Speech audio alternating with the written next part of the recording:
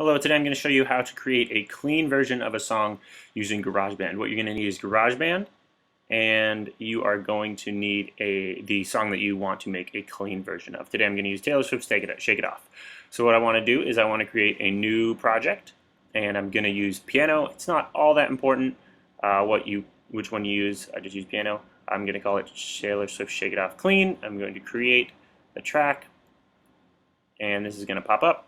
And what I'm going to want to do is just drag my file into Garageband, and it's going to automatically create an audio format of that. I'm going to delete the piano track. You can do that by hitting Command Delete. Then I'm going to drag my track to the front. Now, Shake It Off has the word hella in the bridge, so what I'm going to do is I'm going to find where that is.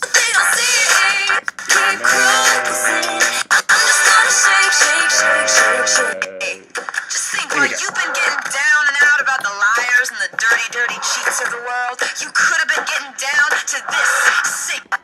I'm just gonna shake it to the fella over there with the hella. Alright, so let's say I'm using this song with a performance and I don't want them to say hella.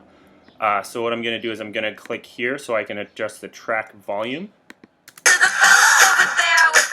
Alright, and right here she says hella. So what I'm going to do is I'm going to drag the cursor there. If I want to get more precise, I can go to Control, Snap to Grid, and click that off, or you can use the hotkey Command G, so that way I can get more precise. And I'm going to zoom in a little bit actually so I can just see this better. I'm going to create an adjustment point here, and I'm going to create an adjustment point at the end of it. So let's say that. And then I'm going to make 2, and I'm going to drag this middle bar. Oops, I don't want to create that one. I'm going to drag this one down.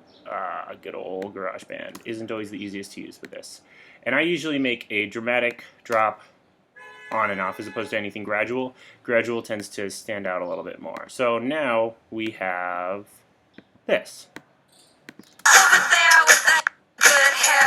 So, metronome aside, we now don't hear that.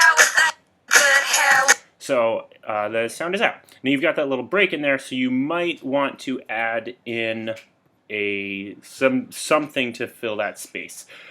So you want to go into your loops, and what I usually do is I find electronic loops, and I want, where is it? Fill, textures, grooving. I'm just going to search for it since I don't know where it is. Scratch. I'm going to search scratch. And what they have is they have these disc scratching sounds. Effects. Maybe it's in effects? Nope. I'm sorry that I didn't plan this out beforehand. Maybe if I just type in scratch. There we go. Vinyl scratch. That's what it's called. And all these little vinyl scratches,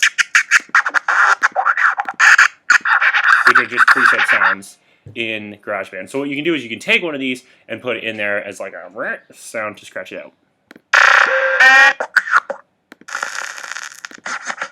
That's a pretty good one.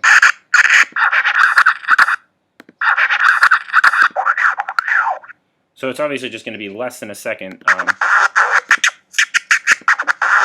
So let's try this. Let's throw this one in there, and let's just take the first bit of that sound, or maybe let's take the last bit, which is about the same length of what we want. I'm going to Command T to cut that, and I'm going to delete the unused part, and let's see how this sounds with the scratch in it. Hey, look at that. That's kind of cool. And if it's too loud, it's too loud. If it's too soft, you can adjust that, of course, using the volume bar here. So let's just try that one more time. So, yeah. You know, you might like it, you might not.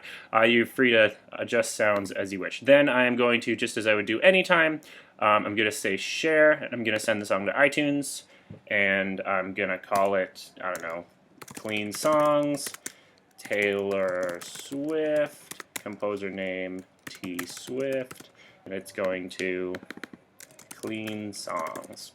I usually just do MP3 encoder and share, and it's going to go to my iTunes, and then I will have a clean version of Taylor Swift's Shake It Off. Thanks for watching. You can check out my channel if you want to see more how-to music tech videos.